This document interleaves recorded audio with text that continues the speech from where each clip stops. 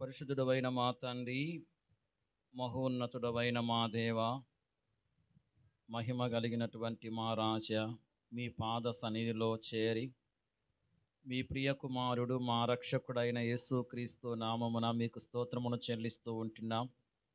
ఇంతవరకు ఈ పరిచర్యలు మీరు మాకు సహాయపడుతూ వచ్చిన విధానము కొరకు మిమ్మల్ని ఘనపరుస్తున్నాం.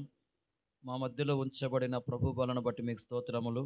ఆరాధనలో భాగంగా ప్రభు బలను సమీపించక మునుపు మీ వాక్యము ద్వారా మాతో మీరు మాట్లాడుతున్నామని మీకు మనవి చేస్తూ ఉంటున్నాం. నిలబడుతున్న మీ దాసుని మీరు కరుణించండి. అయోగ్యుడను నిష్ప్రయోజకుడను నాయన, మీ సన్నిధిని నిలిచి పరిచర్య చేయుటకు ఏమాత్రం అర్హత లేని వాడును. మీరు నన్ను కరుణించి మీ కలవరి శిలువ రక్తము చేత మీరు నన్ను కడిగి పవిత్రపరచండి ప్రభువా. నన్ను నూతనపరచమని మీకు మనవి చేస్తూ ఉంటున్నాను. అయ్యా, మీరు అభిషేకించి బలపరిచి వాడుకొనండి. దయల తండ్రి, మీ పరలోకపు సింహాసనము నుండి మీ స్వరాన్ని మాకు వినిపించండి. అయా, వాక్యం యొక్క వెలుగులో మాలో ఉన్న లోపాన్ని మేము గ్రహించి ఆయన సరిచేసుకోవడానికి మీ కృపనివ్వండి. అలాగే యోగ్యంగా బలలో పాలుపంపులు పొందటకు సహాయం చేయండి. మీ వాక్యం ద్వారా మేము ఆదరించబడ్డానికి, ధైర్యపరచబడ్డానికి, బలపరచబడ్డానికి, క్షేమాభివృద్ధి పొందడానికి మీరే కృపణ దయచేయండి. ప్రతి ఆటంకాన్ని దూరపరచండి, శత్రుకరాలు లయపరచండి. మీరు అన్ని విషయాలు మహిమ పొందుతురమ్మని యేసుక్రీస్తు ప్రభు నామమున ప్రార్థించి స్తుతించి వేడుకొనుచున్నాం తండ్రి, ఆమేన్. ఈ సమయంలో పరిశుద్ధ గ్రంథంలో నుండి న్యాయాధిపతుల గ్రంథము 7వ అధ్యాయము 15వ వచనాన్ని మనమందరం కలిసి చదువుకుందాం. న్యాయాధిపతుల గ్రంథము 7వ అధ్యాయము 15వ వచనాన్ని మనమందరం కలిసి చదువుకుందాం. గిద్యోను ఆ కల వివరమును దాని తాత్పర్యమును వినినప్పుడు అతడు యెహోవాకు నమస్కారం చేసి ఇశ్రాయేలు దండులోనికి తిరిగి వెళ్ళి, లెండి, యెహోవా మిద్యానీల దండును మీ చేతికి అప్పగించుచున్నాడని చెప్పి. చాలు. మనం చదువుకుంటూ వచ్చిన ఈ వాక్య భాగంలో వినినప్పుడు అనే మాటను మనము గమనిస్తూ ఉంటున్నాం. మొదటి లైన్లో చివరి భాగంలో వ్రాయబడింది వినినప్పుడు అని.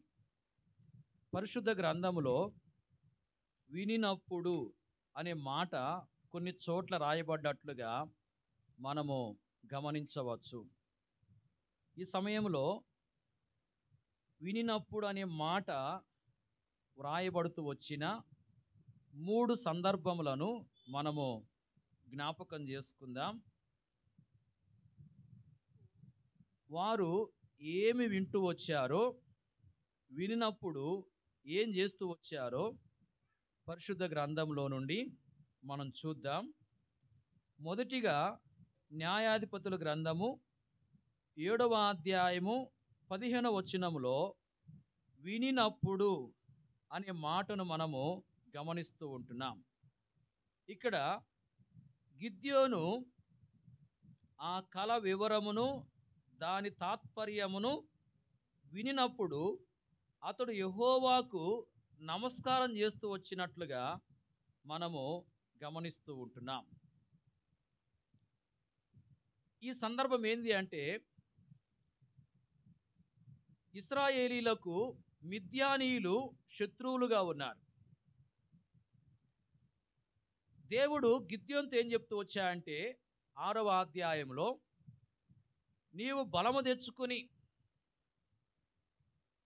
మిద్యానీయుల చేతిలో నుండి ఇశ్రాయేలీలను రక్షించు అని చెప్పి చెప్తూ వచ్చాడు.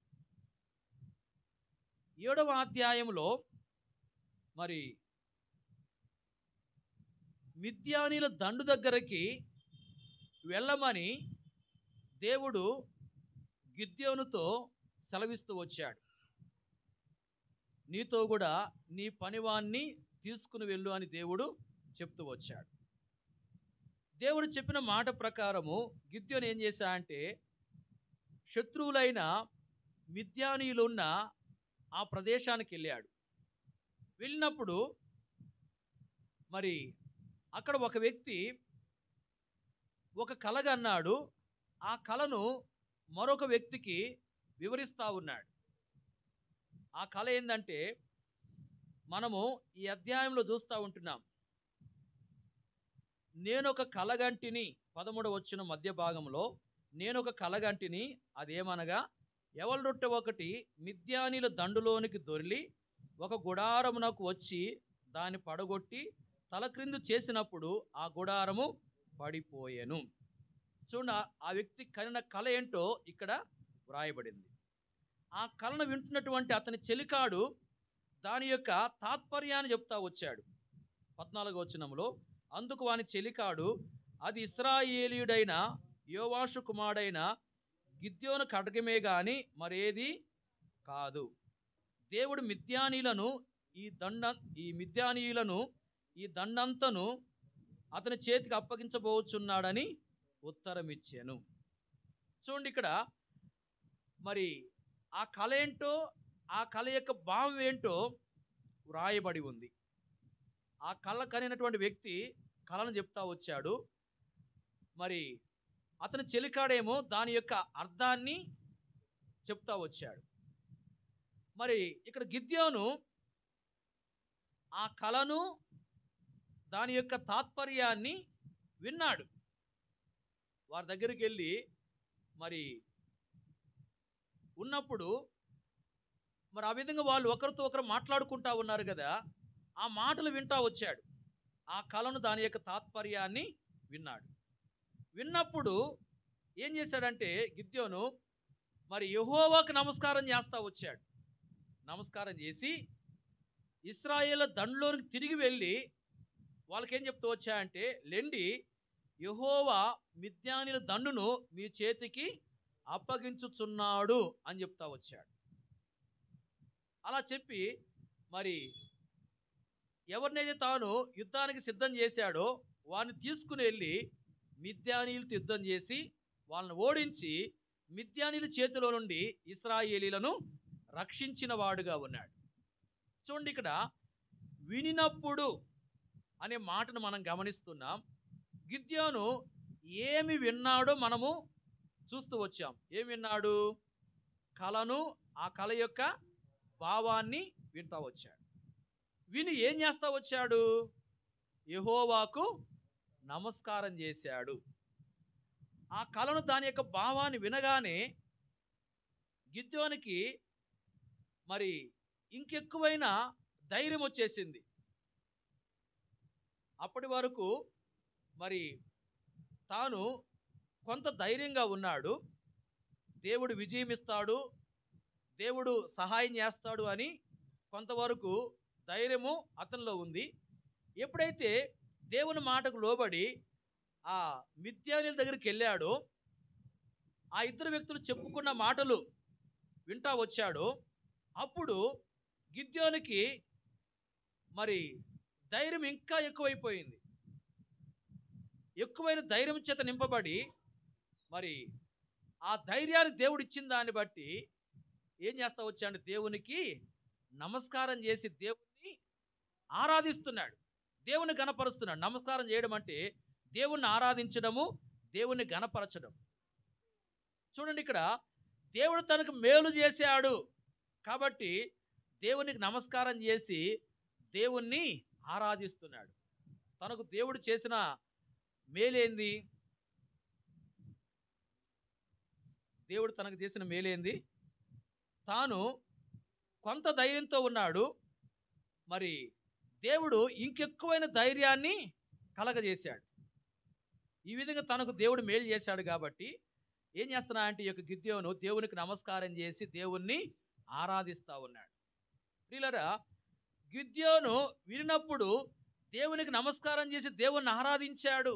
మనం కూడా ఏం చేయాలంటే దేవునికి నమస్కారం చేసి దేవుణ్ణి ఆరాధించాలి. అంటే దేవుని గణపరిచే వారంగా, దేవుని స్తుతించే వారంగా మనం ఉండాలి. మనము దేవుని ద్వారా ఎన్నో విధాలైన మేలు పొందుతూ ఉంటున్నాం. వాటిని బట్టి దేవుని మనం ఏం చేయాలంటే ఆరాధించాలి. గమనించండి, పరిశుద్ధ గ్రంథములో వినినప్పుడు గిద్యోను నమస్కారం చేస్తూ వచ్చినట్లుగా మనము చూస్తూ ఉంటున్నాం. మరి భక్తులు దేవునికి నమస్కారం చేస్తూ వచ్చిన సందర్భాలు పరిశుద్ధ గ్రంథములో కొన్ని వ్రాయబడ్డాయి. మరి ఇక్కడ న్యాయాధిపతుల గ్రంథము 7వ అధ్యాయం 15వ వచనంలో గిద్యోను దేవునికి నమస్కారం చేస్తూ వచ్చినట్లుగా మనము చూస్తూ ఉంటున్నాం. అలాగే మరి ఆది కాండము 24:52లో ఎలియాజరు అంటే అబ్రహాము ఇంటి పెద్ద దాసుడుగా ఉన్న ఎలియాజరు దేవునికి నమస్కారం చేస్తూ వచ్చినట్లుగా వ్రాయబడింది. చూడండి, ఇద్దరు వ్యక్తులను మనం గమనిస్తున్నాం. దేవునికి నమస్కారం చేస్తూ వచ్చిన ఇద్దరు వ్యక్తులు. ఇద్దరు ఎవరంటే ఒకరేమో గిద్యోను, ఇంకొకరు ఎలియాజరు. వీళ్ళకి మరి పనులు అప్పగించబడ్డాయి. అంటే వారికి పని అప్పగించబడింది. అప్పగించబడిన పనిని వారు మరి నెరవేర్చేదాని కొరకై దేవుడు వారికి సహాయం చేస్తూ వచ్చాడు. కాబట్టి వాళ్ళు మరి దేవునికి నమస్కారం చేస్తూ వచ్చారు. గమనించండి, వీరిద్దరికి పనులు అప్పగించబడ్డాయి. వారికి అప్పగించబడినటువంటి పని నెరవేర్చబడుటలో దేవుడు వారికి ఎంతో సహాయం చేస్తూ వచ్చాడు. దాన్ని బట్టి వాళ్ళు ఏం చేశారంటే దేవునికి నమస్కారం చేసి దేవుని ఆరాధిస్తూ వచ్చారు. మరి దేవునికి నమస్కారం చేస్తూ వచ్చిన వీళ్లకు అప్పగించబడిన పనులేంటో మనము తెలుసుకోవాలి. ఇక్కడ గిద్యోనుకు ఏ పని అప్పగించబడింది అంటే, మనం పరిశుద్ధ గ్రంథములో న్యాయాధిపతుల గ్రంథములో 6వ అధ్యాయం 14వ వచనంలో చూడవచ్చు. దేవుడు ఏం చెప్పాడంటే గిద్యోనుతో, బలం తెచ్చుకుని వెళ్ళి మిద్యానీయుల చేతిలోని ఇశ్రాయేలును రక్షించు, నిన్ను పంపిన వాడును నేనే అని చెప్తా వచ్చాడు. చూడండి, బలం తెచ్చుకుని ఏం చేయాలి గిద్యోను? మిద్యానీయుల చేతిలోని ఇశ్రాయేలుని రక్షించాలి. అంటే శత్రువుల చేతిలో నుంచి ఇశ్రాయేలును రక్షించాలి. ఈ పని అతనికి అప్పగించబడింది. అతడు ఏం చేశాడంటే మరి 7వ అధ్యాయంలో దేవుని మాటకు లోబడి ముందుకు సాగాడు. దేవుని మాటకు లోబడ్డాడు. దేవుడు ఏం చెప్పాడు? మిద్యానీయుల దండు దగ్గరికి వెళ్ళు అని చెప్పాడు. అంటే యుద్ధం చేయకముందు, యుద్ధం ఆరంభించబడక ముందు మిద్యానీయుల దండు దగ్గరికి వెళ్ళు అని చెప్పాడు. చెప్పినప్పుడు తాను ఎదురాడుకుని ఏం చేశాడంటే దేవుడు చెప్పినట్లుగా తన పనివాడిని తీసుకుని అక్కడికి వెళ్ళాడు. వెళ్ళడం ద్వారా అక్కడ ఇద్దరు వ్యక్తులు మాట్లాడుకుంటున్నటువంటి మాటలు విన్నాడు. ఆ మాటలు దేవుడే అతనికి వినిపించాడు అనమాట. వినడం ద్వారా తాను ధైర్యం తెచ్చుకున్నాడు. ఇంకెక్కువైన ధైర్యం తెచ్చుకున్నాడు. ధైర్యం తెచ్చుకుని ఏం చేశాడంటే మరి మిద్యాన మీదకి ఆ తర్వాత యుద్ధానికి వెళ్ళి వారిని ఓడించి ఇశ్రాయేలీలను మిద్యాన చేతిలో నుంచి రక్షించాడు. ప్రియులారా, మరి ఈ వ్యక్తి దేవుని మాటకు లోబడిన వాడుగా ఉన్నాడు. గిద్యోను దేవుని మాటకు లోబడ్డాడు. ప్రియులారా, గిద్యోనుకు అప్పగించబడినటువంటి ఈ యొక్క పని దేవుడు మనకు కూడా అప్పగిస్తా వచ్చాడు. మనకు అప్పగించబడిన పని ఏంటంటే ఇలాంటి పని. అదేంటంటే చాలామంది సాతాను యొక్క బంధకములో బంధించబడ్డారు. రక్షణ లేకుండా పాపంలో జీవిస్తూ ఉన్నారు. వారిని సాతాను యొక్క బంధకములో నుండి, శత్రువు యొక్క బంధకములో నుండి, దాసత్వంలో నుండి ఏం చేయాలంటే మనము రక్షించాలి. అంటే రక్షణ లేని వారిని రక్షణలోకి మనం నడిపించాలి. ఆ విధంగా రక్షణ లేని వారిని రక్షణలోకి మనం నడిపించాలి అంటే ఈ కార్యము మన ద్వారా నెరవేర్చబడాలంటే మనము గిద్యోనులాగా ఏం చేయాలి? దేవుని మాటకు లోబడాలి. దేవుని వాక్యానుసారంగా జీవించాలి. దేవుని వాక్యానుసారంగా నడుచుకోవాలి. దేవుని యొక్క మాటలకు విధేయులంగా మనం బ్రతకాలి. అప్పుడు మనము దేవుడు మనకు ఏ పని అప్పగించాడో ఆ పని నెరవేర్చేదాని కొరకై దేవుడు మనకు కృప చూపించేవాడుగా ఉంటాడు.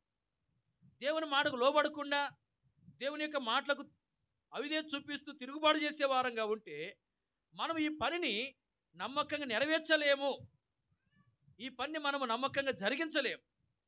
కాబట్టి గమనించండి, మన జీవితంలో మరి రక్షణ లేకుండా సాతాను బంధకాలు బంధించబడి పాతాళానికి పాత్రలుగా జీవిస్తున్న వారిని రక్షణలోకి నడిపించే బాధ్యత దేవుడు మనకు అప్పగించాడు. ఈ బాధ్యతను మనం నమ్మకంగా నెరవేర్చే వారంగా ఉండాలి.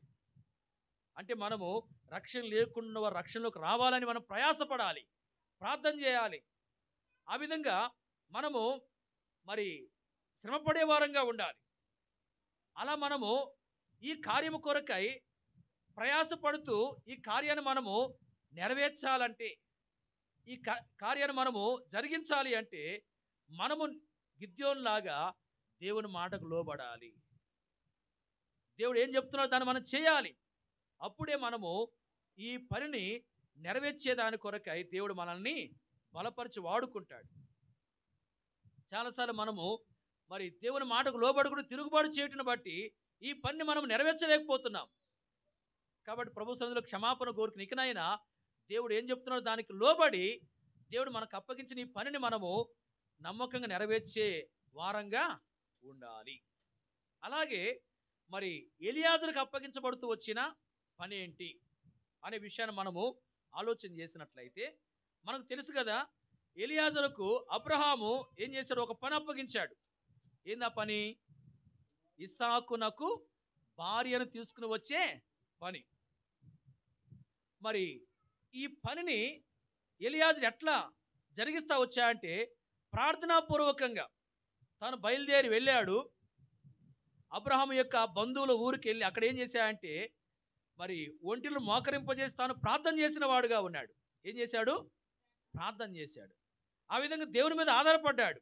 ఆధారపడ్డప్పుడు దేవుడు ఏం చేశాడంటే అతని కార్యం అంతటిని సఫలం చేశాడు. రిబ్కాను అక్కడికి నడిపించాడు. ఆ తర్వాత ఎలియాజరు మరి ఆ రిబ్కా వాళ్ళ ఇంటికి వెళ్ళాడు. అంటే అబ్రహాము యొక్క బంధువుల ఇంటికి వెళ్ళాడు. దేవుడు ఏ విధంగా తను నడిపించాడో, ఏ విధంగా తనకు సహాయం చేశాడో ఈ విషయాలన్నీ ఆ ఇంట్లో ఉన్న వాళ్ళకి చెప్పాడు. చెప్పినప్పుడు మరి వాళ్ళు ఏమన్నారంటే ఇది యెహోవా వలన కలిగిన కార్యము, మేము అవునని కానీ కాదని కానీ చెప్పజాలము. ఇదిగో రిబ్కా ఇక్కడ ఉంది, నువ్వు తీసుకెళ్ళని చెప్పి చెప్తా వచ్చారు.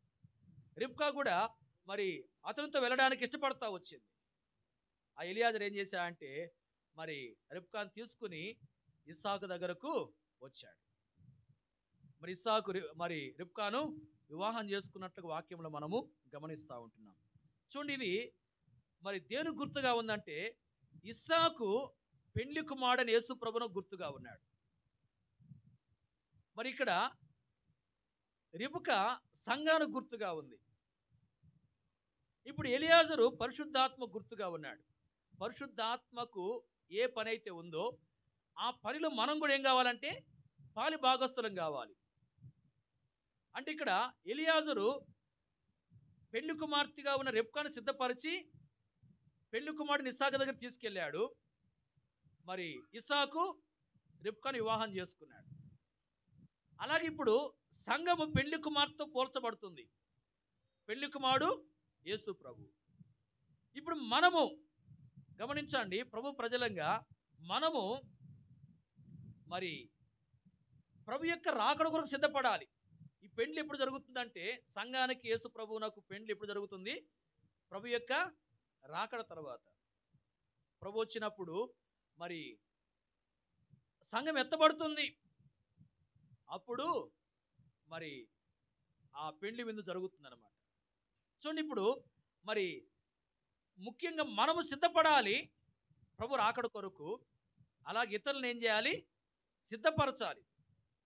ఎలియాజరు ఎలాగైతే రిబ్కాను సిద్ధపరిచి ఇస్సాకు దగ్గర తీసుకెళ్ళాడో అలాగే మనం కూడా ప్రభు ప్రజలంగా మరి మనము సిద్ధపడి ఇతరులను సిద్ధపరచాలి. అంటే తోటి విశ్వాసుల్ని మనం సిద్ధపరచాలి. దేని కొరకు? ప్రభు యొక్క రాకడ కొరకు. ప్రభు రాబోతున్నాడు. ఆయన రాకడ కొరకు మనం సిద్ధపడాలి. మనం ఇతరులను కూడా ఏం చేయాలి? సిద్ధపరచాలి. ఈ బాధ్యత మనకు అప్పగించాడు దేవుడు. ఏ బాధ్యత? మనము సిద్ధపడి ముందుగా ఇతరులను సిద్ధపరిచే బాధ్యత. కాబట్టి ఇతరులు ఆత్మీయంగా బలపడాలని, ఇతరులు ఆత్మీయంగా ఎదగాలని, ఇతరులు ఆత్మీయంగా క్షేమాన్ని పొందాలని మనం ప్రయాసపడాలి, ప్రార్థన చేయాలి. ఈ పనిలో మనము ముందుకు సాగాలి. మరి ఇక్కడ ఈ పనిని మనము నెరవేరుస్తూ ఉండాలంటే అంటే ఇతరులు మనం సిద్ధపడి ఇతరులు మనం సిద్ధపరిచే వారంగా మనము చేయబడాలంటే మనము ఏ విధంగా జీవించాలంటే మరి ఎలియాజరు కలిగిన అనుభవాన్ని కలిగి ఉండాలి. ఎలియాజరు ఏం చేశాడు? సొంత ఆలోచనల ప్రకారం వెళ్ళాడా? మరి తన శక్తిని ఆధారం చేసుకున్నాడా? తన జ్ఞానాన్ని ఆధారం చేసుకున్నాడా? లేదు. తాను దేవునికి ప్రార్థన చేశాడు, దేవుని మీద ఆధారపడ్డాడు. అలాగే మనం కూడా దేవునికి ప్రార్థించే వారంగా, దేవుని మీద ఆధారపడే వారంగా ఉండాలి.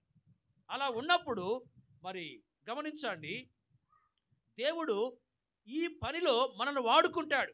ఈ పనిని మనం నెరవేర్చినట్టుగా దేవుడే కృప చూపుతాడు. కాబట్టి మన జీవితంలో మరి ప్రార్థించే వారంగా, ప్రభు మీద ఆధారపడే వారంగా ఉండి ఈ పనిని మనం నెరవేర్చే వారంగా ఉండాలి. గమనించండి, 2 విధాలైన పనులు మనకు అప్పగించబడ్డాయి. ఒకటేంటంటే రక్షణ లేని వారిని రక్షణలోకి నడిపించే పని. రెండో పని ఏంది? రక్షణ పొందిన వారు ఆత్మీయంగా బలపడేదాని కొరకు ప్రయాసపడ్డాం. కాబట్టి ఈ 2 పనులు మనం చేయాలి. అర్థమైందా? ఈ 2 పనులు మనము చేయాలి. ఈ 2 పనులు మనం నెరవేర్చాలి. ఈ 2 పనులు మనం నెరవేర్చాలంటే, ఈ 2 పనులు మనము నెరవేరుస్తూ ముందుకు సాగాలి అంటే మనలో మరి గిద్యోనులో ఉన్న విధేయత ఉండాలి. అలాగే ఎలియాజరులో ఉన్న ప్రార్థనా జీవితం కూడా ఉండాలి.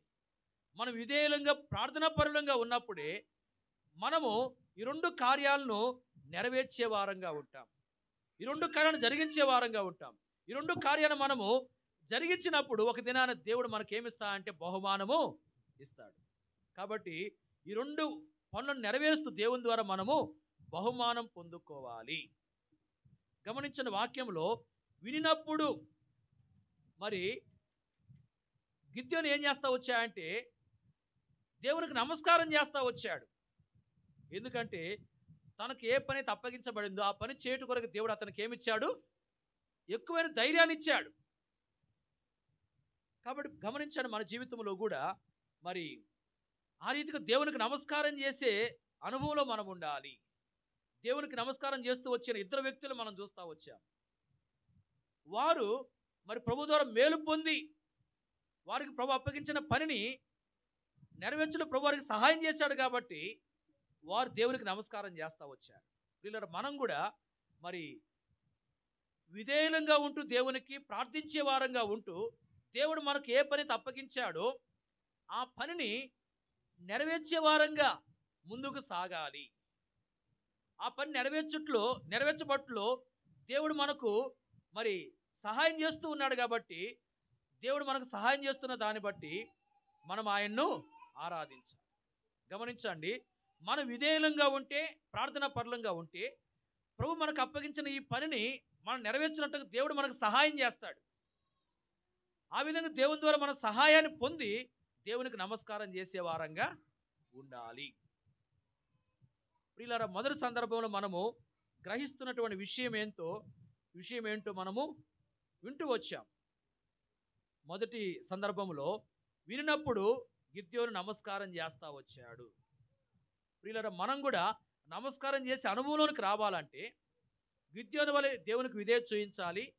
అలాగే ఎలియాజరు వలె దేవునికి ప్రార్థన చేసే వారంగా ఉండాలి. అలా ఉన్నప్పుడు మరి ఏ పనులైతే దేవుడు మనకు అప్పగించాడు ఆ పనులు నెరవేర్చినట్లుగా దేవుడే మనకు సహాయం చేస్తాడు, దేవుడు కృపిస్తాడు. మరి ఆ పనులు నెరవేర్చుటకు దేవుడు మనకు సహాయం చేస్తున్న దాన్ని బట్టి ఆయనకు మనము నమస్కారం చేస్తూ ఆయన ఆరాధించే వారంగా ఉండాలి. రెండో విషయాన్ని మనం చూద్దాం. చూడండి, పరిశుద్ధ గ్రంథంలో నుండి దినవృత్తాంతములు మొదటి గ్రంథము 10వ అధ్యాయము 11-12 వచనాలు. దినవృత్తాంతములు మొదటి గ్రంథము 10వ అధ్యాయము 11-12 వచనాలు. ఫిలిస్తీయులు సౌలునకు చేసినదంతయు యాబేష్గిలాదు వారు విన్నప్పుడు పరాక్రమశాలైన వారందరూ లేచిపోయి సౌలు శవమును అతని కుమారుల శవములను తీసుకుని యాబేషునకు వచ్చి వారి ఎముకలను యాబేషునందరి సింధూరు వృక్షం క్రింద పాతిపెట్టి 7 దినములు ఉపవాసం ఉండిరి. ఈ వచనములలో వినినప్పుడు అనే మాటను మనం చూస్తున్నాం. ఏ మాట ఉంది ఇక్కడ? వినినప్పుడు.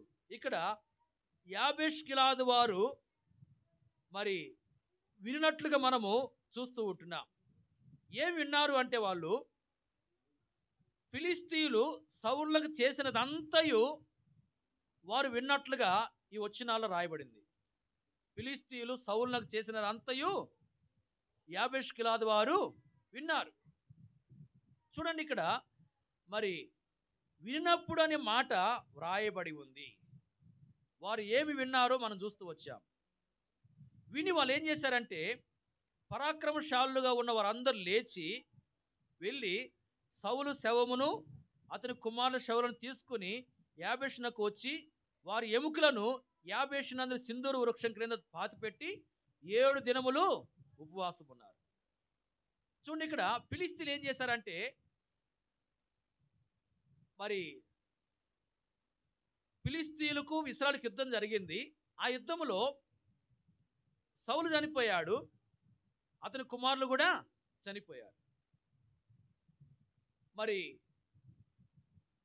వారి యొక్క దేహాలు పాతి పెట్టబడకుండా ఉంటా వచ్చినాయి. వారి యొక్క దేహాలు పాతి పెట్టబడలేదు.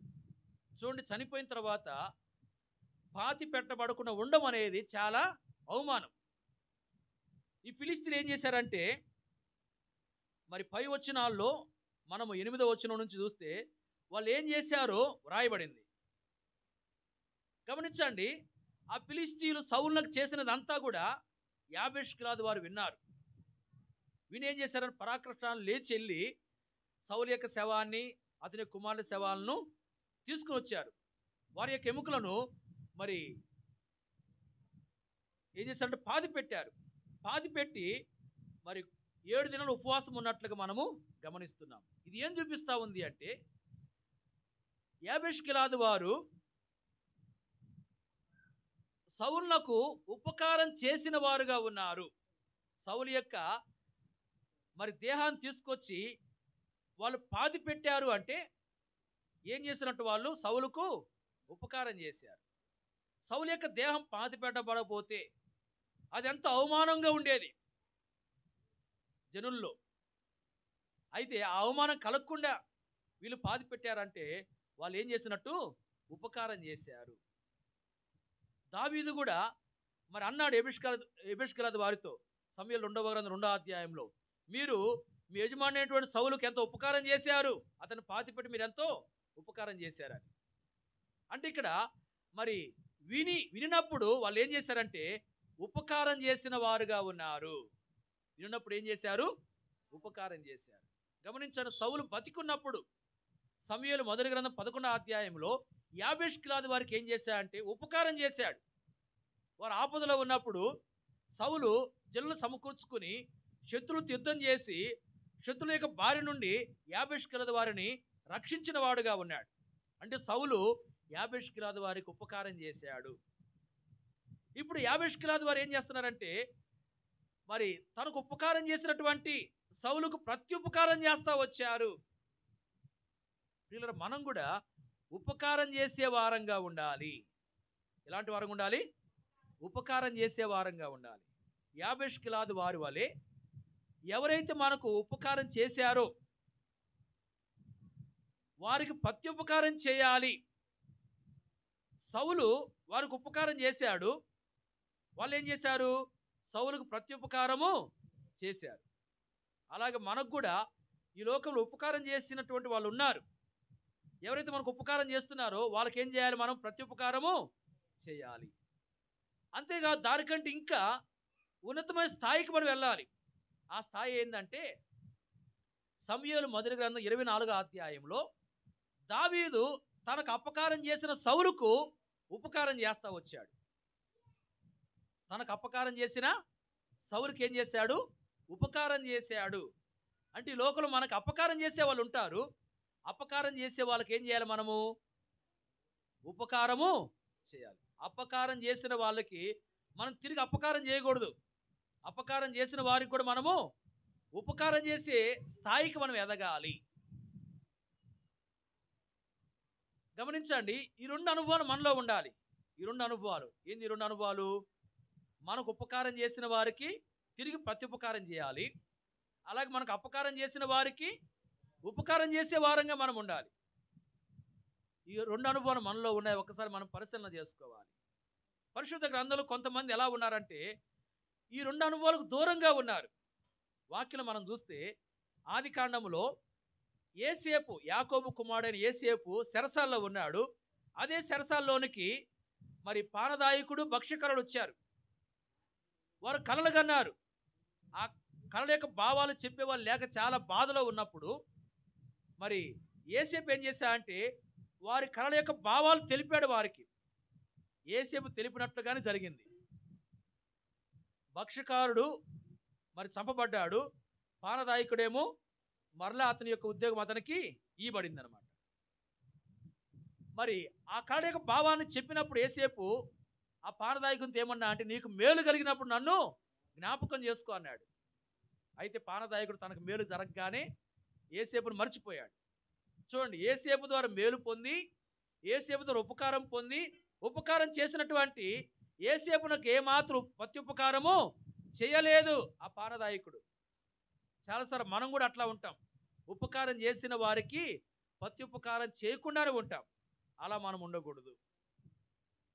అలాగే వాక్యములు మనం చూస్తే మరి సౌలు యొక్క జీవితాన్ని ఆలోచన చేసినట్లయితే, మరి సమూయేలు మొదటి గ్రంథం 19:4లో గమనించవచ్చు. అక్కడ ఏం రాయబడిందంటే, దావీదు సౌలుకు మేలు చేశాడని చెప్పి రాయబడింది. అంటే దావీదు సౌలుకు ఉపకారం చేశాడు. మరి ఉపకారము చేసినటువంటి దావీదుకు సౌలు ఏం చేస్తా ఉన్నాడు? అపకారం చేస్తున్నాడు. అంటే కీడు చేస్తా ఉన్నాడు. చూడండి, మేలు చేసిన దావీదుకి ఉపకారం చేసిన దావీదుకి సౌలు అపకారం చేసేవాడుగా, కీడు చేసేవాడుగా ఉన్నాడు. అలాగే కొన్నిసార్లు మనం కూడా ఎవరైతే మనకు ఉపకారం చేస్తున్నారో, ఎవరైతే మనకు మేలు చేస్తున్నారో వారికి మనము అపకారం చేసే వారంగా, కీడు చేసే వారంగా ఉంటాం. అలాంటి వారంగా మనము ఉండకూడదు. వీళ్ళని గమనించండి, మనము ఆ పానదాయకుని వలె ఉపకారం చేసినటువంటి వారికి తిరిగి ప్రత్యుపకారము మరి చేయని వారంగా మనం ఉండకూడదు. అలాగే సౌలు వలె మరి ఉపకారం చేసిన వారికి అపకారం చేసే స్థితిలో మనము ఉండకూడదు. మనము ఉపకారం చేసిన వారికి ప్రత్యుపకారం చేయాలి, అపకారం చేసిన వారికి కూడా ఉపకారం చేసే వారంగా ఉండాలి. ఆ విధంగా మనం ఉన్నామా? ఒకసారి మన జీవితాన్ని మనము పరిశీలన చేసుకోవాలి. యాబేష్ గిలాదు వారు వినినప్పుడు ఏం చేశారంటే ఉపకారం చేశారు. మనం కూడా ఏం చేయాలి? ఉపకారం చేయాలి. చివరికి ఇంకొక మాట మనం చూద్దాం. చూడండి, దినవృత్తాంతములు 2వ గ్రంథం 34వ అధ్యాయము 27వ వచనం. 34:27 వచనం. నీ మనసు మెత్తనిదై ఈ స్థలం మీదను దాని కాపురస్తుల మీదను దేవుడు పలికిన మాటలను నీవు విన్నప్పుడు నా సన్నిధిని నిన్ను నీవు తగ్గించుకుని నీ వస్త్రమును చింపుకొని నా సన్నిధిని కన్నీళ్లు విడిచితివి గనుక నీ మనవిని నేను ఆలకించి తిని. చూడండి, ఇక్కడ వినినప్పుడు అనే మాట రాయబడింది. ఏ మాట? వినినప్పుడు. ఇక్కడ యోషియా అనే రాజు విన్నాడు. ఏం విన్నాడంటే దేవుడు పలికిన మాటలు విన్నాడు. అంటే ఆ స్థలం విషయమై, ఆ యోధా దేశాన్ని గురించినటువంటి మాటలు కొన్ని దేవుడు చెప్పిన వాడుగా ఉన్నాడు. మరి ఆ దేశంలో ప్రజలు దేవునికి వ్యతిరేకంగా నడుస్తూ ఉన్నారు కాబట్టి దాని మీదకి దేవుని యొక్క ఉగ్రత వస్తుంది, దేవుని యొక్క శిక్ష ఆ పట్టణస్థల మీదకి వస్తుంది అని చెప్పి దేవుడు కొన్ని మాటలు చెప్పిన వాడుగా ఉన్నాడు. దేవుడు పలికినటువంటి ఆ యొక్క మాటలు యోషియా అనే రాజు వినినప్పుడు ఏం చేశాడు? దేవుని సన్నిధిని తను తగ్గించుకున్నాడు. ఏం చేశాడు? తను తగ్గించుకుని తన వస్త్రాన్ని చింపుకొని దేవుని సన్నిధిని కన్నీళ్లు విడిచాడు. చూడండి, వినినప్పుడు తాను చేసిన కార్యం ఏంది? తను తగ్గించుకున్నాడు. ప్రియులారా, మనం కూడా ఏం చేయాలి? మనల్ని మనం తగ్గించుకోవాలి. ఏం చేయాలి? మనం తగ్గించుకోవాలి. తగ్గించుకుని దేవుని యొక్క కార్యాలు మనం చేయాలి. తగ్గించుకుని దేవుని యొక్క పరిచయం ముందుకు సాగాలి. ప్రియులారా, మనలో తగ్గింపు అనేది ఉందా? గమనించండి, మన హెబ్రోను సహవాసములో మరి ఎంతోమంది దేవుని కార్యముల్లో తగ్గించుకునేవారుగా ఉంటారు. భౌతికంగా వారు ఉన్నతమైనటువంటి స్థాయి కలిగినటువంటి వాళ్ళు. దేవుని మందిరానికి వచ్చేసి వాళ్ళు చెప్పులు స్టాండ్లో నిలబడి మరి వచ్చేవారు అందరి చెప్పులు తీసుకుని వాళ్ళు అక్కడ ఉంచుతారు. అలాగే ఆరాధన అయిపోయిన తర్వాత మరలా చెప్పుల స్టాండ్ నిలవబడి మరి ఎవరి చెప్పులు వాళ్ళకి తిరిగి ఇచ్చేస్తూ ఉంటారు. చూడండి, భౌతికంగా వారు ఎంతో ఉన్నతమైన స్థాయిలో ఉన్నవారే, కానీ దేవుని ఇంట్లోనికి వచ్చి, దేవుని మందిరంలోనికి వచ్చి ఎంతో తగ్గించుకుని పరిచర్య చేసేవారుగా ఉంటారు. చెప్పుల స్టాండ్ నిలవబడి అట్లా పరిచర్య చేయడం అనేది మరి ఎంతో తగ్గింపుతో కూడిన పరిచర్యగా ఉంది. అంతేకాదు, భౌతికంగా ఉన్నతమైన స్థాయి వారు కలిగి ఉన్నప్పటికీ దేవుని మందిరంలో మరి వాష్రూమ్ శుభ్రం చేస్తూ ఉంటారు, చీపురి జగ్గు తీసుకొని, బకెట్ తీసుకొని. చూడండి, ఆ విధంగా తగ్గించుకుని పరిచర్య చేసే వాళ్ళు మన సహవాసంలో ఉన్నారు. వీళ్ళని మనం కూడా దేవుని ఇంట్లో దేవుని కొరకై దేవుని సన్నిధిలో మనం తగ్గించుకుని కార్యాలు జరిగించాలి. తగ్గించుకునే వారంగా మనం ఉండాలి. వీళ్ళని మనలో తగ్గింపు అనేది ఉందా మనం పరిశీలన చేసుకోవాలి. దేవుని సన్నిధిలో తగ్గించుకున్న వారు ఎంతోమంది ఉన్నారు. ఇక్కడ యోషియా అనే రాజుని గురించి మనం చూస్తున్నాం. ఈ రాజు దేవుని సన్నిధిలో తను తగ్గించుకున్నాడు.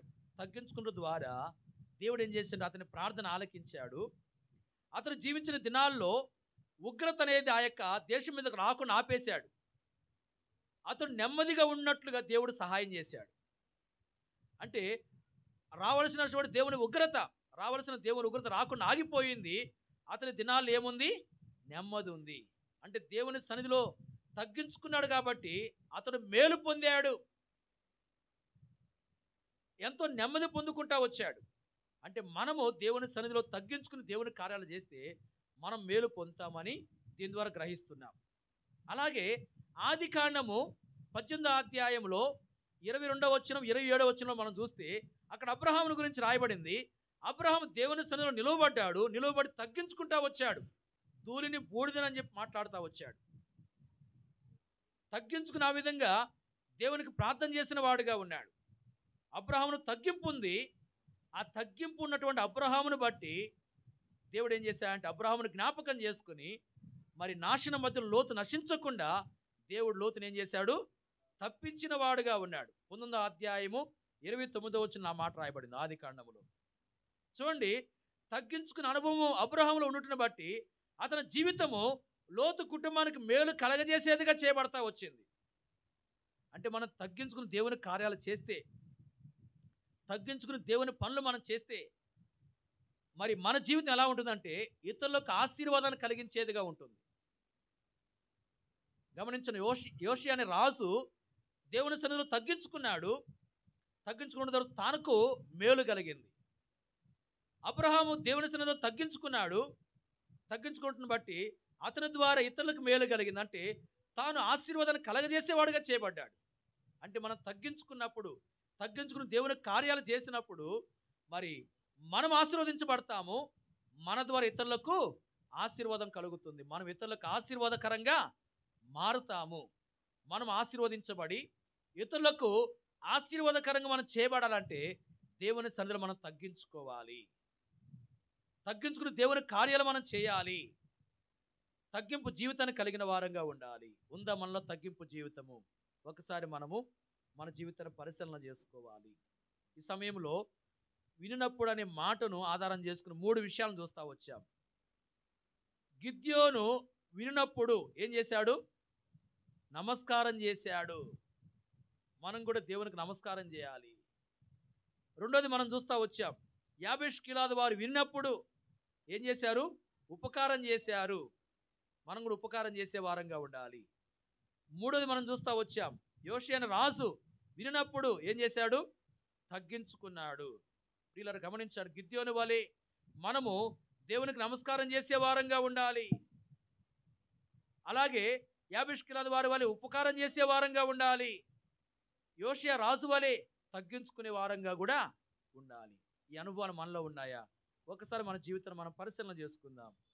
మరి ఏ విషయం మనం తప్పుతున్నాం గ్రహించి ప్రభు సంగతి ఒప్పుకొని క్షమాపణ కోరుకుని సరి చేసుకుని ఆ విధంగా యోగ్యంగా ప్రభు యొక్క బలలో మనము పాలు పంపులు పొందాం. ప్రభు ఆ రీతిగా మనకు సహాయం చేయనుగాక. ప్రార్థన చేసుకుందాం. దయచేసి మోకరించగలిగిన వారు మోకరించి కళ్ళు మూసుకొని ప్రార్థనలో ఏకీభవించండి.